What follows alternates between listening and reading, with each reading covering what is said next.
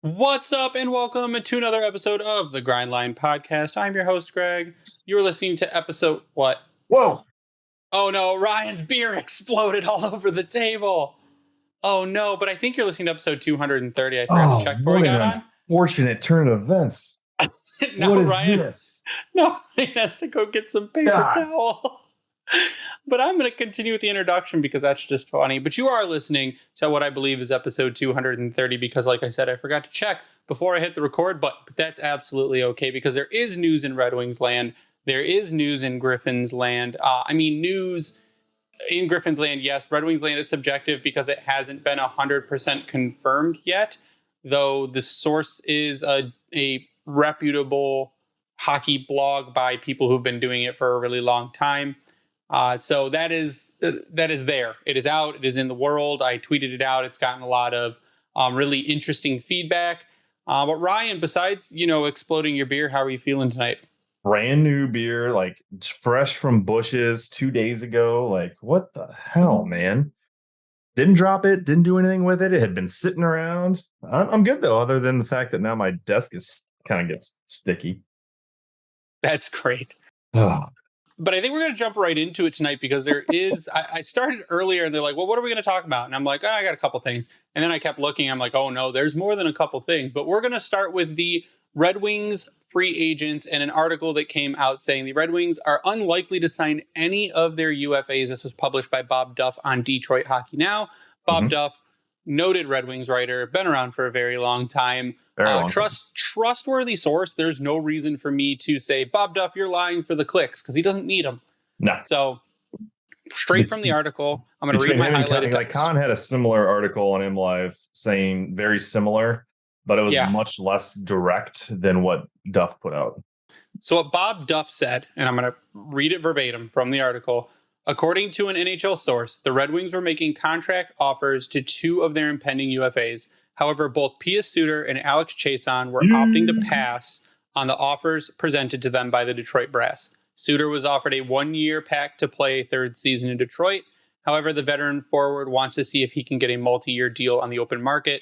The offer to Chiasson was a 1-year, two-way deal. Again, according to the source, Chiasson's camp wants to see if he can secure a full NHL contract from another club by entering into the UFA fray on July 1st. Now, my qualm with that is that a two-way deal is not an AHL NHL deal. Anyone can be sent down to the AHL by passing through waivers. The one-way or two-way is just how much money you make. So if you have a one-way deal, that's exactly what it comes down to. But if you've got a one-way deal, you're making the same salary in the NHL as the AHL. If you've got a two-way deal, your AHL and NHL salary differs. So to him, I can see why he would be like, no, I want the one way, because I'm pretty sure that's all he's had up to this point. He wants a consistent paycheck. Yeah, and you could argue that the way that he finished out the season with the Wings in particular, like he earned it in a way. But at the same time, you're just like, okay, well, why weren't you there sooner? Granted, the Wings, they were performing arguably well, and it didn't warrant his role to be out there. But I don't know. I'm a little bummed. Like, I would have taken either. Chiasson was great because he's also 6'3", 6'4", isn't he? Big guy, net front presence. He was like we had said before, he was the Michael Rasmussen fill-in when Ras went down as that net took front over for goal big scorer. Mike all the way. Yeah, the one I'm more upset about though is Pius Suter, man. I totally would have given him a 3-year contract. And people, the second I put that out there, and they're like, "Well, they all suck. Goodbye." And I'm like, not really. Pius Suter. I'm looking at Evolving Hockey's player cards right now. He had an overall score of 78, a 40 offense, but a 98 defense. Yeah. The dude was a penalty killing machine, like bottom six center, and he did great at it. The epitome of role player. Yeah, and people are saying, well, Joe Veleno can do it. Pius Suter was better than Joe Veleno. Yeah. Just straight up better than him. And eye test and stat wise, if I'm not correct. Yeah. And then people are saying, well, Marco Kasper. Well, if you're bringing Marco Kasper in to play in a fourth line role, leave him in Grand Rapids. That does not make any sense to me to bring him in and play him in a fourth line role. Someone said Carter Mazur. Carter Mazur's not a center. And then people argued, well, Pius Suter didn't play center all year. It doesn't matter. Carter Mazur, I don't think, is going to come in year one and give you what Pius Suter gave you. that's a lot of hope on a rookie to come in and perform immediately at that level. And if you're trying to replace a dude who scores a 98 on defense, he's great on 5-on-5 defense, great on the penalty kill. And it's just, I think he was an important role player that I'm surprised that they only offered him a year. But to me, that almost signals that Yzerman has some pretty deep plans happening right now to where he's looking a year out and going, no, this guy can absolutely replace Suter. And I don't want to lock him into 3 years if I know next year there's a guy that can replace him. Does it make you nervous at all? Everything makes me nervous, Ryan. I mean, there's 1, 2, 3 forwards that have to be replaced, arguably 5, because they've got Matt Luff moved up on the main roster right now, but he's arbitration eligible. And then you've got 8. There's Ned. I was wondering where it was. So 8 NHL style bodies that are not getting tendered, or not. I shouldn't say tendered. That is the very, very much wrong word there. Being offered a contract. So yeah, because at the end of the article, it says goalies Alex Nedeljkovic, Magnus Hellberg, defenseman Jordan Osterley, Robert Haig, and Mark Pysyk, and forward Adam Ernie. The NHL source indicated none have received a contract offer from the Red Wings. And if they have not received a contract offer yet, they're not going to. Yeah. Unless something crazy happens and Suter doesn't get what he wants, and he'd be like, all right, I'll come back. But something's got to give, and I don't know what. I mean, that's what gave, right? We were talking at the end of last week's episode on like, where are the roster spots going to come from? You're trying to trade for some big name guys. You're trying to move in some prospects like a Mazer, maybe, like a Casper, maybe. Now, I was listening to Red and White Authority, and Art had Dan Cleary on to talk about the prospects. And if you haven't listened to it, you should go listen to it, because Dan Cleary, 1, he's hilarious. And 2, he works with these guys every day. And Art had asked, hey, is Marco I'm going to ask you these questions. I know you can't really answer, but is Marco pushing for a spot? Like, is he like pretty much guaranteed to be on the roster? And Dan's like, I'm not going to say that. Like, I can't say that. And he's like, it wouldn't hurt him to have a year in Grand Rapids. So he didn't make it sound super hopeful. He's like, any one of these kids that's in Grand Rapids could come in and bust the doors down and earn a spot. Besides what he said about Amadeus Lombardi, because the little insight there was that apparently after playing the games, I think Lombardi played 1 or 2 games in Grand Rapids at the end of the season. Mm-hmm. And his feedback to Dan had asked him, like, what is, like, he's like, it's great. It's a lot of fun. And he's like, I'm going up in the face-off circle against these guys, and I'm putting my stick down and I'm bearing down. He's like, and I'm not even moving their stick. So he's like, Dan's like, yeah, so it sounds like you're going to be in the weight room all summer then. Because it's just they're kids, man. They're coming out of juniors. They're coming out of college. Granted, the ones coming out of college generally put on a little more weight than the ones coming out of juniors. But Lombardi literally just turned 20 2 weeks ago. Yeah, and he's probably like 160 pounds soaking wet, the kid. Let's see. His latest and greatest, at least per cap friendly, shows him at 5'10", 165. Yeah, see, so like, the guy needs to get up to 180, 175, 180, and he just needs to do a lot of muscle. You want to push to 180 at least. So the guys, and I know everyone's super excited, and we do this every year. We say, oh man, wouldn't it be awesome if these guys came in and our wishes came true? Like Suter made it to the league really quick after 1 season in Grand Rapids and part of the season overseas. Raymond came in on his first season. I don't think that's going to happen again, because if you're looking at drafting Ryan Leonard, I think he's going to be in the AHL for a bit. If you're drafting an Oliver Moore, same situation. A lot of these guys that you're drafting, I don't think are going to start year 1, and they probably shouldn't start year 1. But like you said, there's a lot of holes we have to plug. Is it Moore a big boy? Or am I getting the U.S. players mixed up right now? So both Leonard and Moore are under 6 foot. But Leonard is the heavier one. Leonard's going to be pushing 190 here pretty soon. I mean, if they're getting drafted at this point, I mean, they're already in let's see, Moore's going to Minnesota. You got Leonard committed to BC. So they're going to be hitting that summer program real quick.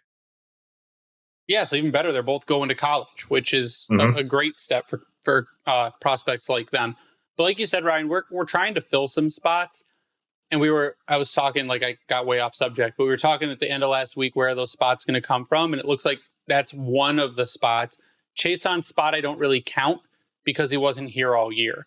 So Pius Suter going, Adam Ernie going, Chiasson going. I'm assuming Matt Luff, maybe they get him into Grand Rapids. Gustav Lindstrom, they can let walk. Robert Haig, they said, is gone. Osterley's gone. Hellberg's gone. Pisic's gone. That was another one we had a question about. I was like, are they going to maybe try out Pisic again? But gone because he's already 31. So there are spots to be had. And there are also trade rumors. That one stays as a bummer. Pisic, yeah. I mean, it is what it is. And it's bad luck for him. But I'm not sure he would have really turned anything around for us last year. So really, you have a top six, and that's debatable if it's considered to be a top six. Let's see. So you've got to think that Soderblom's going to be moving up. Maybe. So that was Soderblom was the other one Dan Cleary talked about. He said the problem with Soderblom is basically consistency. Getting him to come to the rink every day and give it 100% effort. And that is a thing. He said some guys get it from day one. Some guys take a little bit of time to get it.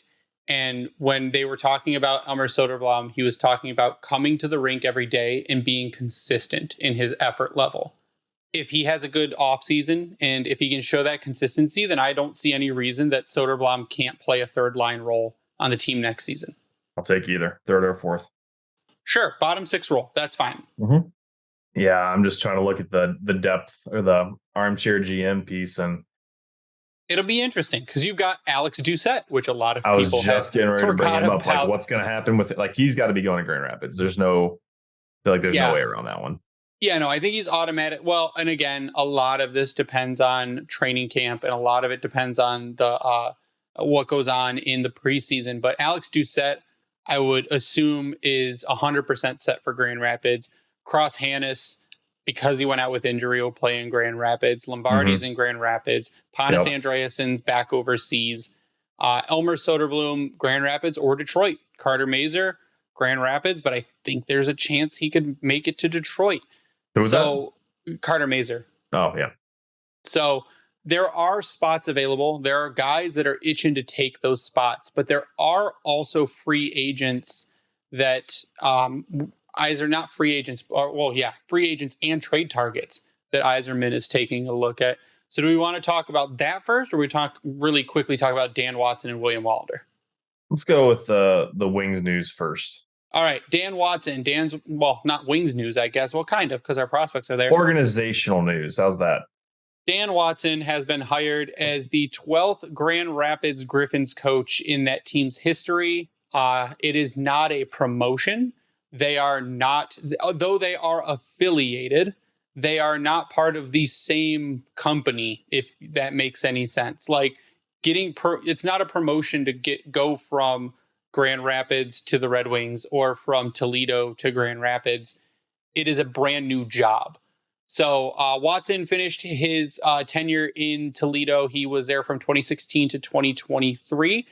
With a record of 272, 112, and 35 in the regular season, and led the Walleye to the Kelly Cup Finals twice this past season and in 2019. The dudes love him. They say, again, he's a player's kind of coach. He has coached before with Lalone, so they have a relationship with each other. His assistant, wasn't he?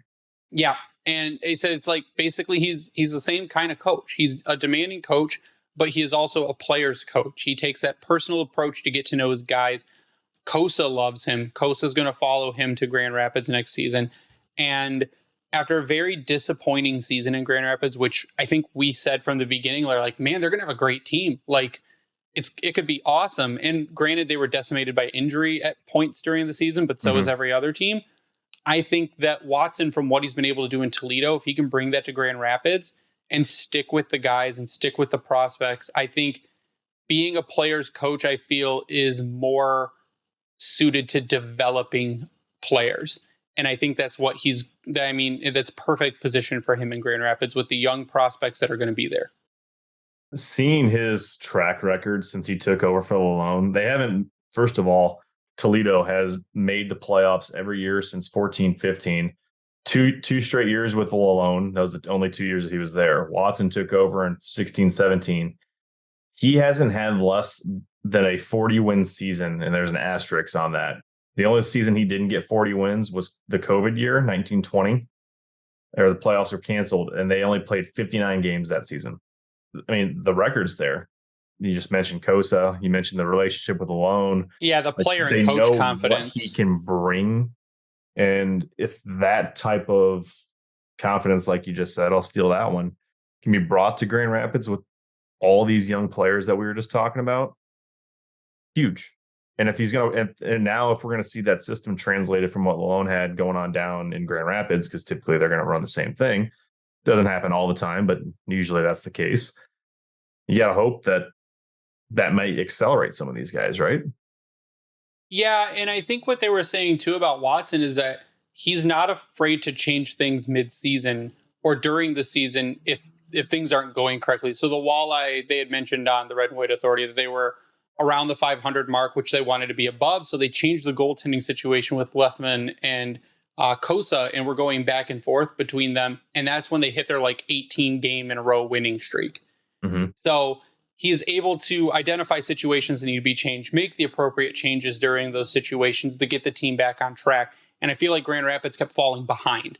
Yes. And again, injury is a factor, but they kept falling behind. And it didn't make sense why. Well, we had said during the season that, I mean, we're pretty sure that Ben Simon's going to get fired.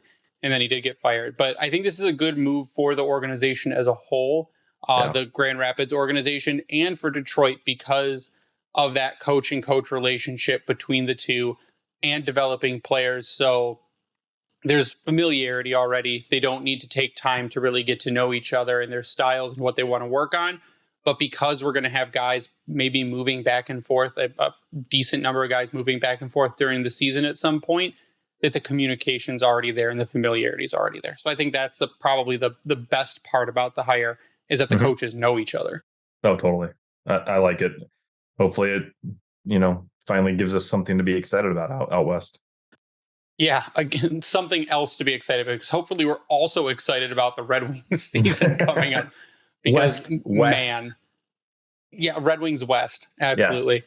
Yes. Another little piece of news I want to talk about before we go to commercial break is Red Wings prospect William Wallinder was named the EHC Young Player of the Year. So again, Bob Duff, thank you at Detroit Hockey Now for doing the write-up. He says this is the third straight year in which the presentation of the award has gone to a Red Wings draft pick. In 2020-21, it was Suter, and last season was Elmer Soderblom, and now William Wallinder. Wallinder says it's a great honor to win this prize, but it wasn't easy because there are a lot of great young players in Europe. It's great for confidence. It makes you feel a lot better as a player and as a person. He beat out 2023 draft hopeful Leo Carlson, Levi Merilainen, Akurati, and David Reinbacher for the award. Ooh. So some big names that are going to be the two huge names that are going to be drafted this season. That's a little more than big. Yeah, and by all accounts, he's apparently really stepped up his game, and I'm really excited for what Wallinder can do.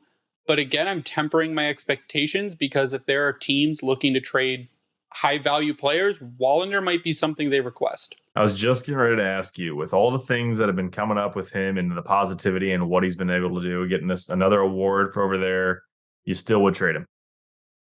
I mean, if you need to get an elite level scoring forward and they ask for pick 17 in Wallinder for someone like a DeBrincat, I mean, I almost have to pull the trigger. And we'll get to DeBrincat after the commercial, because there's some other weird news coming out of Sens land with that. But I almost have to do it, because again, we're chock full of defensemen on the left side.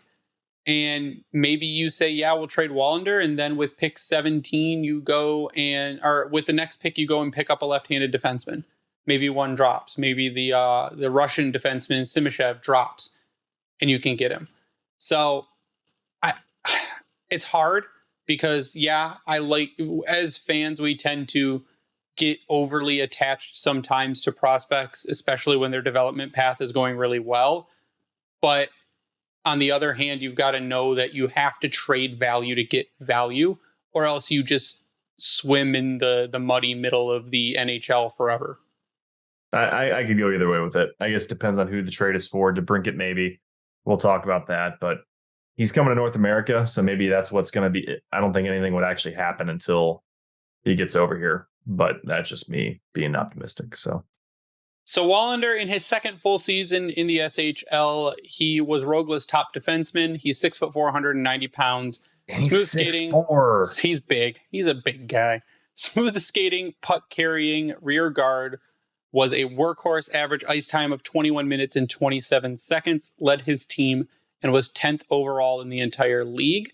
His 26 points in 50 games put him 13th in the league among defensemen. It also tied him for top spot among all players 20 and under at any position. In the playoffs, he added 3 more points in 9 games. In the Champions Hockey League, so the CHL overseas, he was even more prolific with 8 points in 9 games. He really broke out. And what Cleary had said about William Wallinder is that when he was drafted, he was kind of like really shy, really reserved, didn't say very much, kind of unsure about everything kind of guy. And between then and when he talked to them recently, looks you in the eye, very straight answers, knows what he needs to improve on, recognizes areas in his game that he needs to work at. And it's like a night and day difference. A very strong prospect coming up in the system. And I think that might be the only reason they would hesitate to trade him. And based on what's coming out of Sens land, they might not have to because there's some crazy stuff going on over there. But I think what we're going to do before we get to that is we're going to take a quick commercial break. And we'll be, how you like that stinger, Ryan? I think they call it a stinger when you give a little taste of something and then you move to commercial. But we do need to get a word in from DraftKings before we return to close out the episode. So we'll be back in just a minute. Light the lamp during the hockey playoffs with DraftKings Sportsbook. New customers can make a $5 bet and score $200 in bonus bets instantly. Download the DraftKings Sportsbook app and use code THPN. That's code THPN only at DraftKings Sportsbook. Gambling problem? Call 1-800-GAMBLER. In Massachusetts, call 800-327-5050 or visit gamblinghelplinema.org. In New York, call 877-8-HOPENY or text 467-369. In Kansas, call 1-800-522-4700. On behalf of Boot Hill Casino and Resort, 21 plus in most eligible states, but age varies by jurisdiction. Eligibility restrictions apply. See DraftKings.com/sportsbook for details and state-specific responsible gambling resources. Bonus bets expire 7 days after issuance. Eligibility and deposit restrictions apply. Terms at sportsbook.draftkings.com/hockey terms. And we're back. And Alex DeBrincat rumors just continue to heat up. It's like a goddamn wildfire in here, which Canada, can we stop? Can we just stop burning the trees? Because now the Western Canada wildfire is making my lungs hurt and the sky is constantly hazy and I don't like it. But Frank Saravalli was on Coming in Hot and he said the list of guys available to Ottawa on DeBrincat's list is weird. Doesn't think the Sens get a significant roster player in return. And from the Detroit side, the most they could get is a Zadina who hasn't really worked, plus futures. And that makes my heart happy. Because if all it takes to get Alex DeBrincat, now apparently they also mentioned the number 9 pick, and I'm like, I'll give him 17 in Zadina and a second rounder. Give him 17, one of the second rounders in Zadina. And if that's all it takes to get Alex DeBrincat, just you run like good luck, my friend. Yzerman is known for driving players around, and I think you could go just pick up Alex DeBrincat and bring him home from Ottawa. Tell Z you're going to see Niagara Falls and be like, oh, push him off in a barrel. But get out and have him walk out, and then DeBrincat's hiding in a bush and he just jumps in the car and takes off, and Zadina's left there standing by the bridge. Now, the only other apparent wrinkle in this situation is that Ottawa is insisting. Now, this is from, I believe, Elliot Friedman on 32 Thoughts. Ottawa is insisting that other teams have to offer a good deal, or Ottawa will not even let them talk to DeBrincat and his agent. So to me, it's like, put your money where your mouth is and we'll let you have a conversation and then we'll finish the deal later. Answer me this then. How can they stop DeBrincat from receiving an offer, a qualifying offer then? Well, they're apparently taking him to arbitration. They've already said we're taking you to arbitration. But so I think if you're going to arbitration, you cannot be offer sheeted. Okay. Players that are taken to ARB. So that's what's stopping an offer sheet. That makes sense. Is saying we're going to take you to arbitration. Now, they could be super dicks and just take him all the way to ARB and say we're giving you a 1-year deal and we're walking you to free agency, and they don't have to trade him unless he formally requests a trade. Any professional sports organization probably shouldn't do that, because then you kind of your reputation goes down. Guys are, I mean, you're already the Senators, so guys aren't jumping to sign with you anyways. But I think they're probably even less likely to. So hold on. This says this is cap friendly. Does salary arbitration affect the offer sheet process? Is it player or club elected? It's club elected. So it says club elected, a player who has been elected for salary arbitration in the first window. Is this the first window for it? I believe so. Should be, right? Is eligible to receive an offer sheet. However, the player has until July 5th to sign the offer sheet. So he could go through. Now, he's not a free agent, so that the date really doesn't matter on it. I was under the impression that he couldn't get. Well, so no, if it's that's elected, because he's in arbitration. So if it's player elected, he is ineligible entirely from got it, because the team says we're taking you to arbitration. He could still be offer sheeted. Maybe, I mean, I don't think I would offer sheet DeBrincat because his QO is super high right now. Well, no, I was just curious as to how that works. So, I mean, I'm going to look at Evolving Hockey's contract projection for DeBrincat is if he signs with a different team, 7 years, $8.577 million. And you got to figure, and I think I said it last week, maybe he takes a little bit of a hometown discount because he'd be coming back, living with his family. He has a very, very young child. I mean, that's close to home is probably best for him. Maybe he takes 8.3. But at that point, for a 40-goal scorer, you do that deal. And if all you have to send them is pick 17 and Philip Zadina and maybe a second, I think you do it. Like, yeah. It's not every day that you can just go get a player like this. Like that a team is like a player of this quality goes and says, I don't want to play for you anymore. Please trade me. That doesn't really happen super frequently. Yeah. Unless you're Jack Eichel. At least 27 goals in all seasons but one. And that one season was COVID, but I don't think he would have hit that point anyways. So, or I'm sorry, COVID year, he had 32 goals. So I take that back. The year prior was 1920. He actually must have been hurt for a short stretch there. He had 18 goals. So even in the COVID year, he had 32 goals in 52 games. Yeah, last year was a down season for him, and he was playing on a really mid-Sens team who had a really bad start and finished but a really the year. Good power play. Yeah, so if I look at his 3-year player card on Evolving Hockey, is an overall score of 89 with an 87 offense and a 20 defense. So again, he's an offensive forward, really good on the power play, really good at 5-on-5. He's the kind of guy that you need to just come out and say, okay, Alex, go put pucks in the net. That is now your job. You are fulfilling Philip Zadina's destiny. Just go and do it. And we'll send Philip Zadina over to Ottawa, and he'll go on to, I would say, greener pastures, but I don't think it is. So I think anyone in their right mind would absolutely do it. Yeah. And I think that what will hold back on their offers is the fact that if it's true that they're not letting people talk to him or his agent until an offer is made, I think that that's going to lower offers. Because if you can talk to them beforehand and they're like, absolutely, I'll sign a 7-year deal with you, you might up your offer a bit just to have that guarantee from the player before having to show your entire hand before even getting to talk to him. I mean, does it work out where you get a Severson situation where you get the sign and trade? I think it would be incredibly rare to then be the third full sign and trade in NHL history, 2 of them being in the same season. Right. I mean, I'm not sure that it's completely necessary to get that extra year deal in this situation. I don't think the extra year is going to affect it a lot with DeBrincat because he's 26, 25. He'll be 26. He'll be 26 in December, I think. So, I mean, you take him until he's 32. I mean, that's into his early 30s is fine with me. And then you just sign him again to another contract. The extra year, the 8th year doesn't bother me much. And a lot of players I know do it for the stability and for the guarantee on the money for that extra year. But to me, it doesn't bother me much whether we get him on a 7 or 8. And I don't think the price would be that different.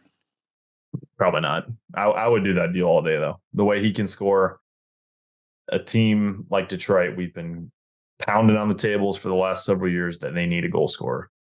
And we'll continue to pound on the tables. Yeah. I mean, Kubalik is probably the most exciting quote unquote goal scorer we've picked up in free agency the last several years. You could argue Perron is in the same boat, but they're not DeBrincat, in my opinion. So.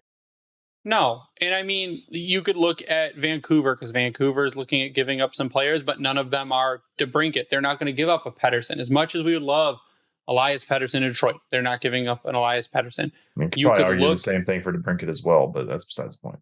Well, you could look at Arizona and you could say Clayton Keller.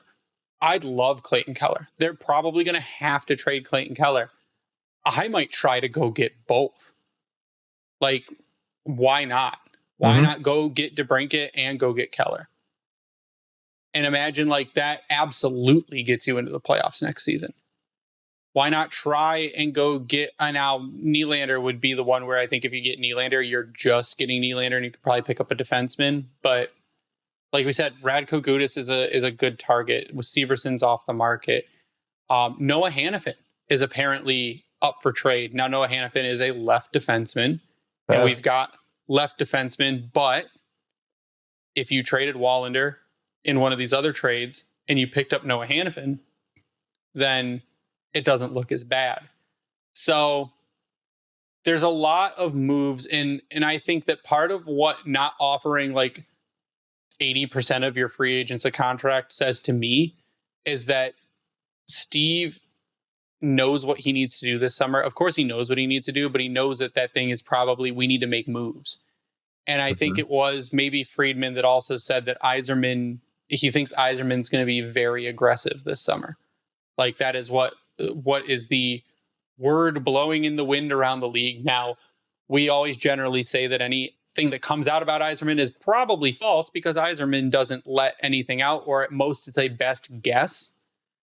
But we've got the same guess because if he doesn't do anything, this is the season where if improvements aren't made, actual improvements, both on the ice and on the scoreboard and in the record books, that people are going to start questioning Steve Yzerman. I'm not questioning him yet. There are people that already have started, but I think at the end of the season, if there's not a market improvement, or at least we're not at least super close to a playoff spot, if not in one, people are going to start hardcore questioning Steve Yzerman.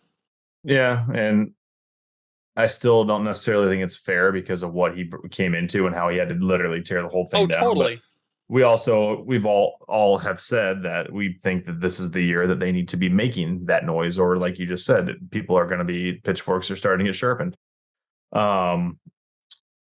There's something else I was going to mention, but I completely forget what it was. So we'll see. I think most people at this point are the meme with the stick poking something on the ground saying do something. They've been We're all so bored. they've been wanting a trade of like impact and magnitude for years. Yeah. And I think a big thing that's holding Detroit back is a true to form goal scorer. Because you look at the roster, you could maybe argue that Raymond has potential, but after him, who do you look at as that scoring? I mean, yeah, Larkin's been scoring 30 goals, but you need more than that. That's one line. Yeah, I think maybe you look at Dominic Kubalik to step it up yet again next season and become more consistent with his scoring. But I mean, when he went cold, it got bad. Well, he's really the only other one, though, right? I mean, Raymond should pick it up. I am confident that Raymond has all the talent in the world to have a 70-point season next season. 30 goals, 40 assists, give him 70 points next season. Because he knows what he needs to do. He's a very, very smart hockey player. He's adaptable. He had a down year. It wasn't a bad year. He had a down year. He was injured part of the season. And I have full confidence that he will absolutely turn it around next season. So you're going to pick up scoring there. You're not going to pick up scoring, I don't think, in Zadina at all, if he's even here. So right now your scorers are Raymond, Kubalik, and Larkin, Mm-hmm. and you need to add one or two more for it to be a legitimate, like to have legitimate threats on almost every line. I mean, Kubi, he at least hit 20, but even Perron outscored him. Okay, so Perron's your other scorer, and you got to think Rasmussen will bring it up a bit. I mean, Raz had 29 points in 56 games. Kopp, he just didn't look right, but he's going to be he's a playmaker, not a goal scorer. Zadina had 7 points in 30 games. Yeah, so it's not looking good. And I'm trying to remember, like, it's big trade season. So who was our last like really big trade that was like an impact player trade? Who they brought in? Yeah, that they brought in someone because they needed an impact player. And I mean, we traded for Eric Cole, which Eric Cole was a great player until he hurt his neck. He didn't survive. I mean, we traded for David Legwan and he was Garbo. We traded for and I'm looking at right now like the entire Red Wings trade history. And I got to your favorite trade, but I won't mention it. Swear to God. They traded. I forgot they traded and got Thomas Vanek. Would it be 2008? Where, oh man. Okay, so this is funny. We traded a 4th round pick and a 2nd round pick for Brad Stewart in 2008. But do you know what happened with those picks?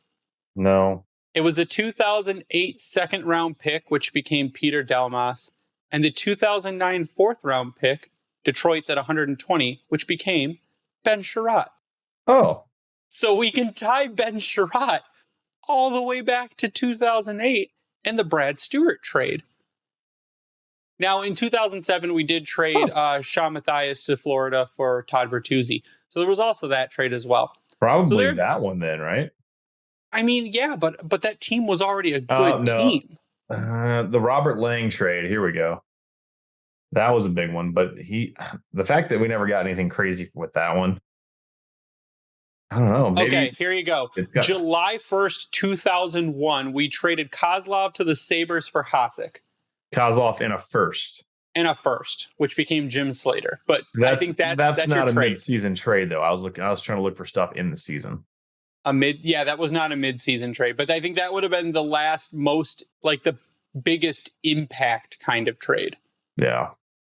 So I think we need to have a trade of that magnitude where the player that we acquire actually fucking does something. So I think that's what's coming up. I think it happens sooner than later. I really feel like a trade will happen before the draft because a team that makes a trade is going to want that 17 pick or the 9 pick, depending on who we get. So in the next week, we should have some news. And I'm going to be pissed if we record this and I edit and I post. And the second I post, they're going to make a trade. And we know that's what's going to happen. But Ryan, I want to get your final thoughts before we sign off tonight. Final thoughts. We are a week and a half away, right? From, I guess by the time this comes out, we'll be just over a week from the NHL draft. About a week. So, yes, please. We will be back and in action at LCA. Hopefully, it's going to be an interesting time. But have you seen it'll be good, interesting. Have they posted what events are going on? Are they going to have music again or anything like that? It's going to be music. It's like a party atmosphere. So it's going to be music and there will be food and drink available for purchase because they're not going to be anything for free. There's a tent sale where they just sell stuff from the season in a tent. And there's games. So last year they set up like cornhole and like big ass Connect 4 and stuff in the plaza for people to play. So it's going to be more like, I think this year, they're not really doing, Daniela had posted on Twitter that they're not really doing any commentary. They're not having like Art, Ken, and Daniela up there to like break down picks or talk about prospects, which I said it's like a terrible decision. It's a terrible decision to do that because the people are there to learn about the prospects. They're there for the draft party because they want to know who we drafted. So, well, that was a crowd drawer too. Like that was people got sucked to that part of Chevy Plaza. We all stood there and listened to them talk. Interact. I mean, it's not just they're not going to be there and doing stuff, but it kind of loses. I mean, we'll see how it goes, but to me, it loses a bit of mojo by not having that there. So, anyways, to continue my final thoughts, hopefully you see some folks next Wednesday. It should be a good time. Last couple of years has been fantastic. But other than that, Let's see some trades. I want to get crazy. But yeah, already ran 33. My final thoughts are go follow us on LinkedIn. We're on LinkedIn now, which So is, weird. I thought it was funny, but I'm like, it's another social media platform. And people are actually starting to use LinkedIn more for other stuff because current Yeah, social it's media turned into a platforms are going straight to pseudo hell. annoying Facebook. Well, go follow us on pseudo annoying Facebook on LinkedIn. We're going to My post our God. stuff there as well. You can follow me online at Bringing the Wing. You can follow Grindline Podcast online at Grindline Pod. We'd like to give a shout out to the Hockey Podcast Network and a thank you for hosting us and spreading us around. Also, a shout out to Vintage Detroit, which is the only place you should get your Detroit jerseys from and worked on. Don't be like Elliot Friedman and say Detroit. I don't like people that say Detroit because that's how he pronounces it. Apparently, it's a Time out. Canadian thing. What? Apparently, it's a Canadian thing that he pronounces it Detroit, and I don't like it. So it's Detroit. Please stop saying it Detroit. No one wants to hear it like that. But I also like to give a shout out to Howie's Hockey Table. If you use a promo code GRINDLINE, you get 10% off your order. Bring hockey back, same promo code, 12%. Go sub to us on YouTube and check out our merch on redbubble.com by searching the Grindline. But that is going to do it for us tonight. So for Ryan, I am Greg. You stay classy, Hockey Town.